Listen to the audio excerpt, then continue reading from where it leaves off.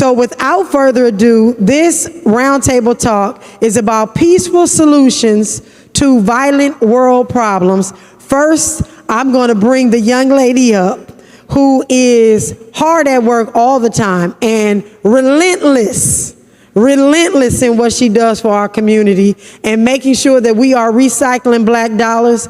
Ms. Tavania Evans, who's the founder of Guap Coin, Guap City, and Cowie Bank. Welcome, welcome, welcome. Let's give her a hand clap. And then second, this gentleman, for those of you that don't know, I'm going to go ahead and say it. This is the father of DeFi. And so when we say the father of DeFi, when you really pay attention to all the other things that are going on in the DeFi space, this gentleman actually submitted his patent, his trademarks, and all the things that he needed to do. And I'm gonna just tell y'all, I don't get starstruck, but these are two individuals in this space that I absolutely think have done just an incredible job. So let's welcome to the stage Reggie Middleton, who is the disruptor in chief, and the name of his company coin is Vertasium. So come on to the stage. Let's give him a hand clap.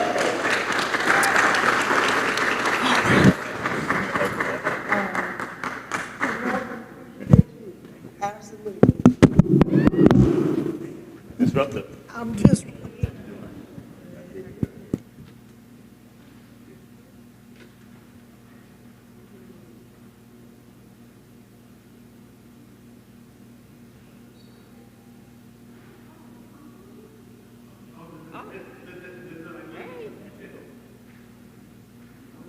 So sorry, I will moderate for you all. I thought you all were going to have just a round table and a talk. So I actually, because we do have time and it's just the two of you, tell us about your journey with Guap Coin. Why did you start Guap Coin? A couple of people, when they first came up, they were asking, is there a such thing as a black coin? And we said, yes. So tell us about Guap Coin and why you started. And I'm going to regroup while you do that. And then you tell us about you and your journey, please. Hey, everybody. So I've been a little, I guess, a kind of undercover revolutionary for my whole life. I'm the daughter of a former Black Panther, too. So, and when I would say probably in my 20s, no, a little later than that, there was a lot of talk about the black dollar. And that didn't make sense to me because there was no black dollar. Like, what are you talking about, this black dollar thing, and circulating the black dollar? There's only the green dollar that, the United States dollar that doesn't seem to be doing us very well. So I had looked into alternative currencies. I was like, we need our own money. And back then I learned about a lot of different things like the Liberty dollar, all of these other currencies they have, but these were still currencies that were tied to things, to commodities and stuff like that. The Liberty dollar was supposed to be tied to silver. There was other community currencies that were tied to other things. And the problem is we don't have any commodities. So that's another problem. So that wasn't gonna work for me. When I was introduced to cryptocurrency, when I was introduced to Bitcoin, it was by a friend of mine, and he was like, he just turned it over to me. He said, this is you. And I was like, what do you mean? I don't even know what this is. He didn't tell me that Bitcoin was money. This was back in 2010 or whatever. But fast forward to when I started my first startup in 2014, and we were actually doing a capital raise, and we didn't raise any capital. And that's when I found out that Black women get less than 1% of funding the capital. I was very shocked. I was like, hey, we got a great platform, we're getting news coverage, we got an MVP, why are we not getting any money in investment? So at that point, I looked around and I saw a lot of people raising money with their, blockchain-based projects. And I was like, wait, hold on a minute. This is money. So then it clicked. And I was like, we need our own money. Forget about that. I'm not gonna sit here and beg for no investment money from anybody. We have social capital. And I'm a firm believer in the social capital that we have. I'm a firm believer that the social capital that we have is more valuable than anything on this earth. We would not have social media if it were not for the social capital of Black people. So why can we not take that social capital and actually reinvest it into our own instruments and take that value and make that value into something? And that's how Guapcoin was born for me. So I started Guapcoin back in 2017, like everybody else did. It was a token on Ethereum. I knew we needed our own chain. I'm an engineer, I'm a developer, but I never built a chain like most people back then. But I got with some of my script people, some of my dark web people, and I was like, y'all gonna show me how to do this? It was like, yeah, and you're gonna do it. We're gonna show you and you're gonna do it. So I built our first chain. The first chain was a dud. we had problems. I went right back to it, right back in the lab, did it again, got a stuck block again, got stuck on 9999. I'll never forget the day. It wasn't going no more. Went back again, third time's a charm, and I launched our own blockchain. All right, that deserves a hand clap. She developed her own blockchain. Yes, absolutely. Earlier this year, we launched our own layer 2. Now, y'all might not know what a layer 2 is, but when you have an old chain like we do, like the old Bitcoin chain, because Bitcoin is old chain.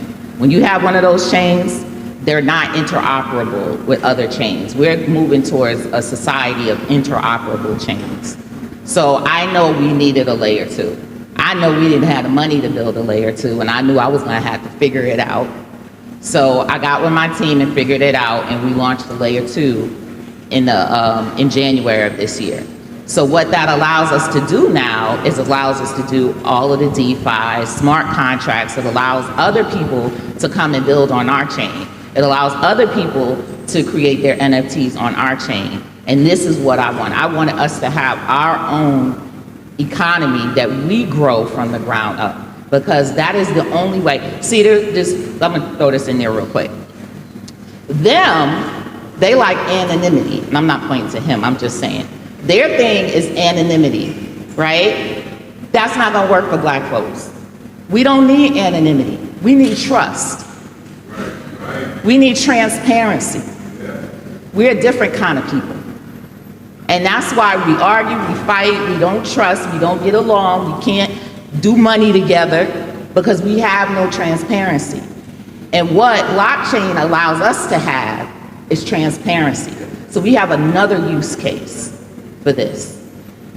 So, again, I just had to add that in here a little bit, but I know I'm sorry. Absolutely. And let's give her a hand clap. Because y'all, this sister does, she walks the walk and talks the talk. So we appreciate you. So, Mr. Reggie Middleton, what does it mean to be the father of DeFi? I don't think people understand the magnitude of what we are actually saying.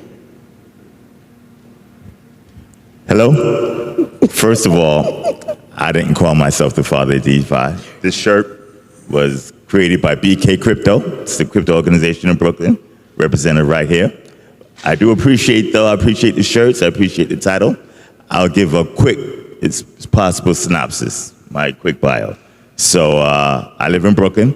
Today's my birthday, as a matter of fact. Happy September birthday, 23rd. happy birthday. Okay. I'm a bison. Okay, got here in 1985. My HU, you know, that's right. My 3 children are right there. My youngest daughter is a fresh bison. Got here a few weeks ago. She's still working on that part, but we're gonna work on that. And I met their mother at Howard 30-some years ago. Wow. So I belong here. Okay, even though we're from New York, I belong here. So my history, quickly, I went to school at B, did various things, startups, had a .com, investing career started mid-1990s. 2000, I started buying real estate in the downtown Brooklyn area. For those familiar with it, that would be Fort Greene, downtown Brooklyn, Clinton Hill, Bed-Stuy. I capitalized on gentrification, right? Changing demographics, driving prices up. Lax underwriting for credit, driving prices up. And then a bubble, driving prices up. Sold it roughly 2006. The plan was to gather real estate, create a portfolio for the family, but 2 plus 2 started to equal like 169. I'm not that good at math, but I know it's not 169. So after selling everything off, getting caught in a couple of lawsuits, I told myself, I want to short. That means profit from the decline of anybody who did business with me. Banks, insurers, real estate companies, etc. I didn't trust sell-side Wall Street. That's how I am. So I hired analysts, offshore, MBAs, forensic accountants, etc. And we started studying everybody who did business with us.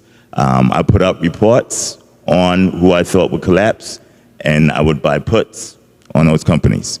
We predicted Bear Stearns 6 months before it collapsed with a free report. Boom. Lehman Brothers. Boom. Washington Mutual, Countrywide, roughly 86 calls. Very easy. Went over to Europe, predicted that, and then someone decided to change the rules. And they said, well, you no longer have to mark your bad assets to market. That means instead of the market telling you what price or value you have, you can tell it yourself with a spreadsheet. So you go buy a house, you pay $100,000 for it, it's only worth $50,000, but you could turn around on your spreadsheet and say, well, my model says it's $1 million, and I want a $500,000 loan. Unfortunately, you can't do that. She can't do that. But the money center banks were able to do that. So that turned the market from collapsing to flying through the roof. Stock pickers were unemployed. And right about that time, I was introduced to Bitcoin. I read the Bitcoin wiki, and the first thing that came to mind was programmable money with its own transportation rails, controlled by no government authority. I'm like, wow, that was a good idea. Like, too bad I missed out on it. This is 2013. As it turned out, not only did I not miss out on it, very few people actually saw what I saw.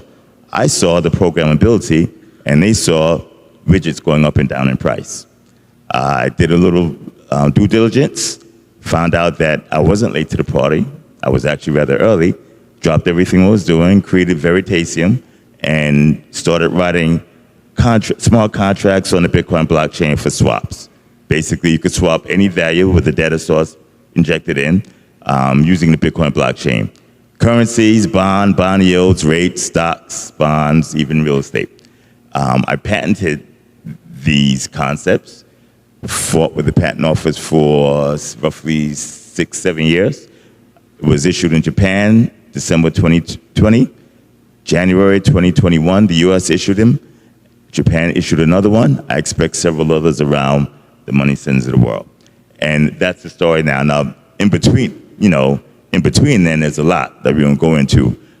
Fights with the SEC, the inability for certain parties to come to grips with the fact that a brother was able to invent that. Can you repeat that? So, the inability for certain demographics or people or mindsets to understand that a brother could invent it. Unfortunately, these mindsets were more diverse than you would think they are. But I'm not going to get into that right now because it's going to cause a fight.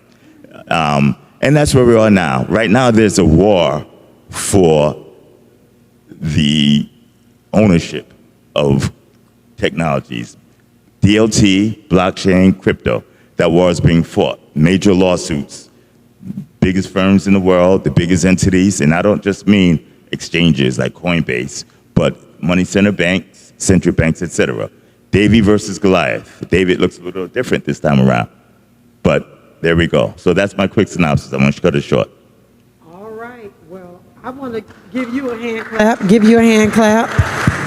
And the topic today is peaceful solutions to violent world problems. And so as we look at the global landscape, what do you all think that we should be doing to craft these peaceful solutions to global conflicts? And how does that tie into the cryptocurrency space as well as the blockchain space? It's interesting because as I was sitting here thinking about that, I was like, Dead Prez is about to come on after it. And their first and second album talked about what? Economics. Economics. Because I listen to it like every other day. Right? Said that I believe it's a clip. I forget who he said. He said if you take the welfare away, knowing damn well that people are going to do crime. So what it all boils down to is that all this crime and violence and everything is connected to what? Economics. And what is economics? Of what part of economics? That's not having your needs met, not having the money to purchase your needs, or falling short, or seeing other people have the money to do so and you're falling short, right? So of course, we got the solution to that problem. We got the solution. The solution is our own money. That's the only solution. And where does that money come from? Where does that value come from? Once you teach the people where the value is coming from, where it really is originating from, then you are going to level up their value. And if you level up their value, imagine all the value that we have right now that we're pouring into everything out there. Social media, music, the entertainment industry, Hollywood, all of the value, even the pharmaceuticals, all of the value that we're putting out there, and we actually level up the people by teaching them that they are the value and that's where it's coming from, then the value is going to increase even more. And then what do you do with that value? Well, you do the same thing that you do with data, because data is a currency. And that's what the real currency is right now, because that's what Wall Street is. That's what everything out there is data. It's not green, it's not gold, it's not silver, it's not platinum, it's data. So if they can take data and turn that into the world's most valuable currency, then we have the currency, we have the value flowing through our veins that can be the most valuable currency as well. All we need to do is to have an avenue to channel that through, and that's what blockchain is. That's the zeros and ones to where that value is flowing through. So it's not a dream, it's not a pipe dream, it's not nothing you say we need to support businesses in our community. What the hell does that look like? Where's the proof? Where's the proof that I'm supporting these businesses and we're actually making progress? The progress is in the data. So we take this blockchain data that we have and we can leverage this data, because no one can tell us anymore that we're not the reason their bottom line is the high line, because we got the numbers and the proof to show it. And our currency, oh yes, you're gonna accept our currency. Who's not gonna accept your currency if you decide to use your currency? Who's not gonna accept it? Everybody's gonna accept it. People ask me that all the time. It's like, well, what are you gonna do to get the people to start accepting it? That ain't the problem. No business I've ever talked to said they was not gonna accept Blockcoin, including white ones. None. That's not the problem. The problem is waking up and seeing the flow of value, seeing the value flow out of the American dollar right now, every day, hanging by a string, and you're the string that's propping it up. You change that value and you start channeling that value in the proper places, in the proper ways, you're going to see a renaissance like you have never seen before. And it's not, no, crime is not going to be eradicated immediately, but I can guarantee you that it's definitely going to go down, because our value is going up. All right, well, thank you for that. Thank you for that. All right, and the same question posed to you, and we are at our 2-minute mark.